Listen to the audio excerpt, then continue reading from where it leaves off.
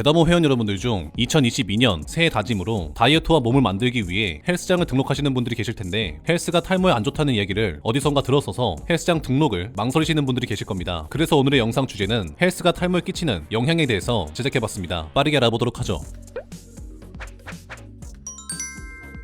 탈모란 환경적, 외적 등등 특수한 요인들을 제외하고 남성 호르몬으로 인한 탈모가 가장 일반적입니다. 그렇기 때문에 헬스는 외적인 요인으로 특수한 경우에 해당되기 때문에 탈모 진행과 연관성이 매우 적다는 게 일반적입니다. 그리고 이 얘기들을 주장하듯이 대다모 커뮤니티와 헬스 관련으로 가장 유명한 J 커뮤니티에서 헬스와 탈모에 대한 글들이 게시될 때 오히려 규칙적인 운동은 탈모 치료에 도움이 된다. 탈모는 유전적인 것이 제일 크다. 운동과는 상관없다라는 댓글들이 게시됩니다. 또한 몇몇 탈모 및 피부 관련 전문의들도 탈모는 헬스와 별개이며 자신이 탈모 유전자를 가지고 있는지 가지고 있지 않은지에 따라 달라진다며 헬스와 탈모는 상관없다라고 주장했습니다. 하지만 이에 따른 어느 정도 근거가 있는 반론들이 생겨나기 시작했는데 탈모를 가지고 있는 헬스인들의 경우 본인들의 실제 사례들을 빗대어서 나는 아마추어 선수여서 1년 동안 몸이 부서져라 운동했는데 확실히 머리가 많이 빠졌다. 운동을 하면 남성 호르몬이 많이 나와서 탈모 촉진 위험이 있다. 의견들을 말했으며 몇몇 탈모 및 피부 관련 전문의들 또한 탈모 유전자를 가지고 있으며 이미 탈모가 진행되고 있는 사람은 강도 높은 웨이트 트레이닝을 하면 체내의 남성 호르몬이 발달하여 탈모 진행이 빠르게 나타날 확률이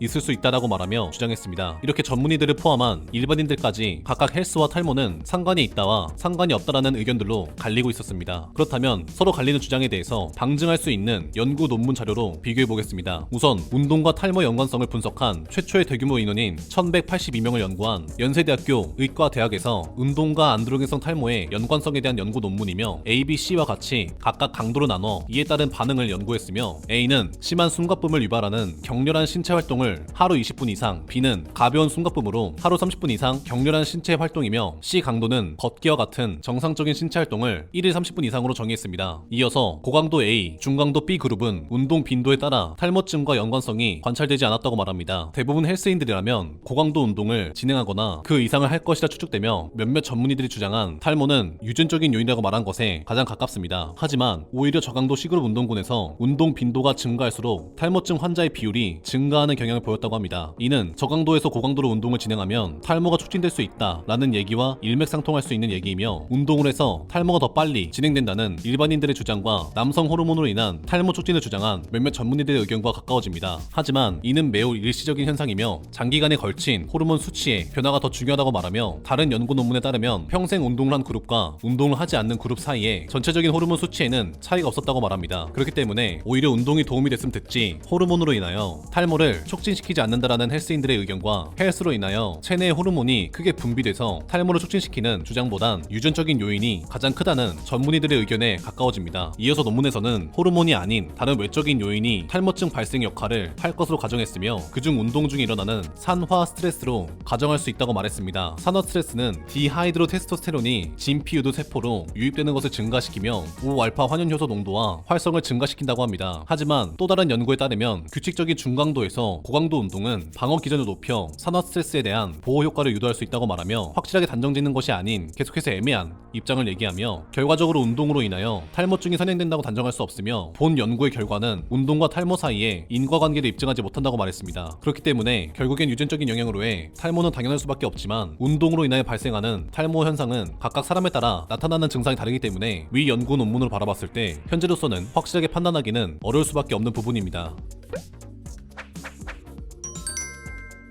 탈모가 진행 중이신 분들 중 운동에 대한 걱정이 있으시다면 무엇보다 신체에 부작용 없이 안전하게 모발을 지키는 것이 우선이기 때문에 혹시 모를 수 있는 과도한 운동보단 우리 몸과 모발의 건강을 위해 비교적 가벼운 운동과 유산소 운동을 통하여 혈액순환을 원활하게 하여 탈모를 관리하는 것도 방법이 될 수 있으며 혹은 탈모 관련 전문의와 충분한 상담을 거친 뒤에 전문의의 판단에 따라 상황에 맞게 처방을 받거나 본인의 탈모 진행 속도에 따라 운동 강도를 조절하는 것 또한 매우 좋은 방법입니다. 대다모 회원 여러분들 모두 건강하게 등모하시길 기원하면서 오늘 영상 마무리하겠습니다. 시청해주셔서 감사드립니다. 이상 대다모TV였습니다.